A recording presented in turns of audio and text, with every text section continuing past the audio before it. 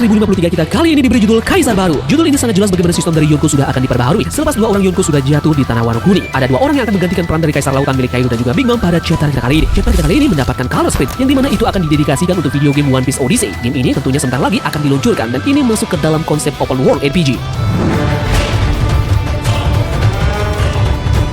Halaman pertama memperlihatkan bagaimana situasi yang terjadi di markas besar dari Gorosei setelah mengetahui dua orang Yonko berhasil untuk dikalahkan dan kabarnya pun tersebar luas ke penjuru dunia. Di sini terlihat salah satu Gorosei botak dengan kumis mewarahi bawahannya yaitu pihak marinir. Gorosei berkata, "Gambar apa ini? Kami tidak mengizinkan ini dipublikasikan. Kami juga menyuruh mereka untuk menyingkirkan diri nama mereka." Kemudian marinir menjawabnya, "Tidak Pak, kami tidak menerima pesanan seperti itu. Dan gambar itu dari agen CP0 Mr. Gueniga." Gorosei pun makin marah. "Cetak ulang ini. Kita tidak bisa membiarkan hal seperti ini dilihat oleh dunia." Kemudian pihak dari marinir pun tidak bisa menghubungi pabrik percetakan. Ternyata bounty Luffy berisi foto dia berubah ke dalam bentuk dari Delphi. Inilah hal yang ditakuti oleh Gorosei karena semua orang akan melihat hal ini. Begitu juga dengan kekalahan dari Kaisar Lautan dari generasi terburuk yang beritanya sudah tersebar luas. Di samping itu, pabrik percetakan yaitu yang ada dalam kendali Morgans sudah menyebarkan surat kabar ini ke penjuru dunia. Morgans berkata, "Lihat penampilan mistis ini, sebarkan ini ke setiap sudut dunia. Wahai pekerjaku." Pesan terakhir dari agen CP di Wano sebelum mereka menghilang adalah, "Ini kapal Big Mom. Seolah-olah aku akan membiarkan mereka memanipulasi informasi sekarang." Di dunia yang berubah saat ini, fakta adalah yang paling menarik. Ternyata armada besar bajak laut Big Mom masih belum selesai. Pesan ini memperlihatkan bagaimana anak-anak Big Mom ini menghabisi beberapa anggota dari CP0. Namun di dalam chapter kali ini masih belum terlihat posisi dari mereka semua. Halaman selanjutnya pun memperlihatkan bagaimana para penduduk dari berbagai pulau menerima surat kabar yang sudah disebarluaskan. Dalam surat kabar ini pun terpampang jelas bagaimana bounty dari beberapa bajak laut yang sudah berhasil untuk mengalahkan dua orang Yonko. Narator pun mengatakan sesuatu. Kaisar Kaido dan Kaisar Big Mom telah dikalahkan. Butuh sedikit waktu sebelum dunia diambil oleh berita besar ini. 3 kapten bajak laut, Monkey D. Luffy, Yutas Kapten Kid, dan juga Trafalgar di Waterloo berhasil menjatuhkan dua kaisar yang telah menguasai lautan ini selama beberapa dekade. Dan dengan demikian, pemerintahan telah menempatkan hadiah 3 miliar dari masing-masing kepala mereka. Jumlah yang luar biasa. Lanjut, sekarang kita beralih ke Wano Kuni, tepatnya di Udon. Di sana kembali ada perbincangan antara beberapa anggota Supernova. Anggota dari bajak laut Kid di sini melihat bahwa kepala dari kapten mereka dihargai 3 miliar berry. Kid pun terlihat meninggalkan mereka semua di sana. Aku lantas menanyakan kemana dia akan pergi setelah mendengar berita tersebut. Ekspresi dari Kid di sini terlihat berubah. Killer berkata, "Kemungkinan besar dia akan ke ibu kota bunga." Apo menjawabnya, "Kami akan pergi juga ke sana. Aku dengar ada pesta hari ini." Anggota dari bajak laut Kid pun seakan merayakan bagaimana bos mereka mendapatkan bounty yang begitu besar setelah mengalahkan dua orang Yonko. Oke, kali ini panel memperlihatkan bagaimana adanya jamuan besar yang sudah dipersiapkan di kastil dari ibu kota bunga. Ada beberapa suguhan di meja yang sudah berjejer rapi yang menandakan pesta akan sebentar lagi segera dimulai. Sang pelayan pun mulai menerangkan beberapa menu makanan yang berada di atas meja tersebut. Ada sup yang terbuat dari jamur kuping awan dan aster mahkota. Di mangkuk ada gisei tofu. Lauk pauk pun menjadi makanan aja. Salah satu pelayan berkata, "Pastikan untuk menggiling dan memanaskan semua dengan hati-hati dan mencicipinya 3 kali. Kini kami hadirkan untuk kalian hidangan yang kami curahkan dengan hati kali. Makan malam lengkap yang cocok untuk Shogun. Nikmatilah." Di sana pun ada Jinbe seorang yang bersama dengan pelayan tersebut. Dia berkata bahwa mereka semua sudah menunggu ini selama 2 jam. Itu terlihat sangat lezat. Terima kasih atas kebaikan kalian. Nah, sementara itu di luar kastil, kegembiraan untuk merayakan kemenangan para samurai amat sangat meriah. Di mana di sana terlihat Luffy, Yamato dan juga Chopper memainkan permainan menembak. Ada juga warga yang berteriak bahwa semua yang mereka hidangkan gratis untuk hari ini. Yap, mendengar hal yang gratisan itu, tentu saja ketiga orang ini sangat senang dan terlihat mata mereka pun berubah menjadi jantung. Yamato terlihat membawa cumi bakar dan juga apel. Sedangkan Chopper dengan makanan favoritnya yaitu permen kapas. Nah, sementara kapten kita menggenggam yakisoba dan juga takoyaki. Yamato berkata, "Ini pertama kalinya aku di festival. Ini sangatlah keren." Nah, di salah satu ujung bangunan pun terlihat musisi terbaik kita mencoba memainkan lagu untuk makin memeriahkan festival tersebut. Luffy berkata, "Hai Brook, lakukan." Brook menjawabnya, "Yup, sekarang tolong alihkan perhatian kalian ke lagu kami berikutnya yang tentunya dicintai oleh saudara Oden." Hiyori menjawabnya, "Putri Bulan." Warga di sana pun juga ikut senang melihat Putri Hiyori juga bergabung ke dalam festival.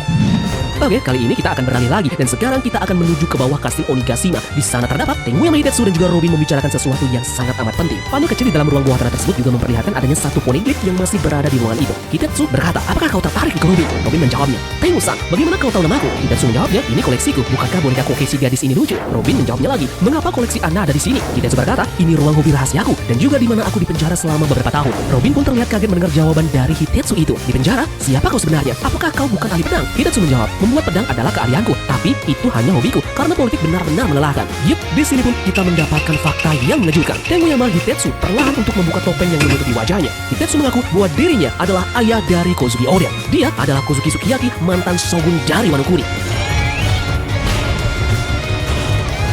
Berkata bahwa Momonosuke belum mengetahui akan ayahnya yang masih hidup hingga saat ini. Namun, dia mengatakan bahwa beberapa pengikut dari Momonosuke mungkin sudah menyadarinya. Hitetsu berkata, "Akulah yang membiarkan Orochi mengambil alih negara ini. Kepada siapa lagi aku memiliki hak untuk memberitahu mereka bahwa aku masih hidup. Aku hampir tidak hidup karena aku melarikan diri dari ruangan ini. Tapi Oden sudah mati dan negara pun berubah." Sepertinya di sini Robin akan banyak mengulik informasi mengenai masa lalu yang ada pada negeri Wano Kuni kepada Kozuki Sukiyaki ini. Dan yap, benar saja. Robin mulai bertanya kepada Sukiyaki bahwa seharusnya senjata kuno Pluton berada di negara ini. Robin berkata bahwa peneliti di kerajaan Alabasta lah yang berkata demikian. Yap, Sukiyaki terdiam mendengar pernyataan jari Nikorobi. Sekarang kita akan beralih ke penyerang udon, tepatnya di bekas tambang dari tawanan. Kondisi yang ada di sana sungguh amat mengerikan. Para tahanan beserta dengan staf yang berjaga di sana terlihat diserang oleh Admiral Green Bull. Ada seperti akar-akar pohon yang menancap di tubuh mereka, dan entah kenapa tubuh mereka terlihat serasa mengering efek dari akar tersebut. Tidak hanya itu, di sana juga terdapat adanya eksekutif dari bajak laut binatang buas, yakni King dan juga Queen. Mereka ikut terkena serangan mematikan milik Admiral Rokyugyu. Rokyugyu berkata, "Sudah kubilang jangan lakukan itu, bukan? Seseorang di posisiku tidak bisa dikalahkan oleh komandan belaka. Angkatan laut tidak memiliki tenaga cadangan untuk tanda petik membersihkan mereka semua sekarang." Green Bull pun menendang tubuh dari Queen yang sudah terkapar sekarang. Halaman selanjutnya pun memperlihatkan bagaimana penampilan fisik yang dimiliki oleh Admiral yang satu ini. Dia terlihat dengan rambut keriting yang belah tengah, kemudian tidak memakai baju, namun memiliki semacam tato di tubuhnya. Dia pun mengenakan kacamata dan menggunakan satu bilah pedang yang ia tempatkan di pinggangnya. Rokyugyu berkata, "Aku tidak akan menyebut minuman keras itu enak. Seharusnya siapa yang membuatnya harus lebih matang." Dia pun terlihat menggenggam satu buah denden mushi dan menghubungi pihak dari angkatan laut. Dia mengatakan bahwa seseorang harus mengirim kapal perang ke sini secepatnya. Namun di dalam denden mushi itu dia berpesan bahwa jangan biarkan Sakazuki-san mengetahui hal ini. Di sini pun terlihat Green Bull melihat poster buronan dari Monkey D. Luffy. Rokyugyu berkata, "Aku suka gayamu melakukan sesuatu dengan cara yang ekstrim. Kau melakukan pekerjaan dengan baik. Itulah yang aku ingin dia katakan padaku setelah aku mengambil kepala anak ini." Yup, rupanya Admiral Green Bull ini sangat mengidolakan Sakazuki-san. Dia ingin bahwa dia sendirilah yang harus melenyapkan Monkey D. Luffy guna dia nanti mendapatkan pujian dari Akainu.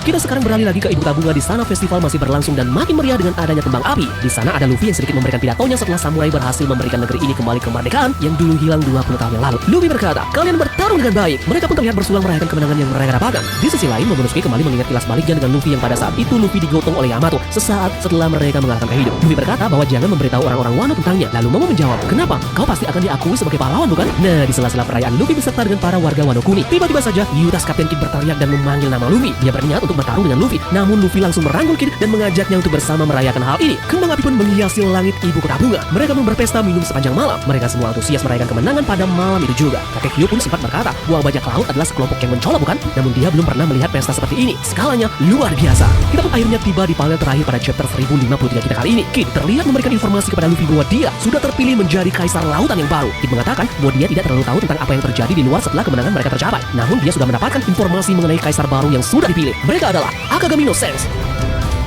Monkey D. Luffy, Marshall the Peach, dan terakhir sang kapten kita, Buggy. Luffy tentu saja sangat amat tampak kaget mendengar berita tersebut. Nah, di sisi lain terdapat Admiral Green Bull mengatakan sesuatu. Itu beberapa musik yang menyenangkan yang datang dari festival. Tapi angkatan laut tidak berminat untuk itu. Anak-anak sialan. Dunia luar sedang kacau. Panel terakhir pada chapter 1053 pun ditutup dengan Green Bull yang tampak sudah akan memasuki Ibu Kota Bunga untuk bersiap memulai serangan baru.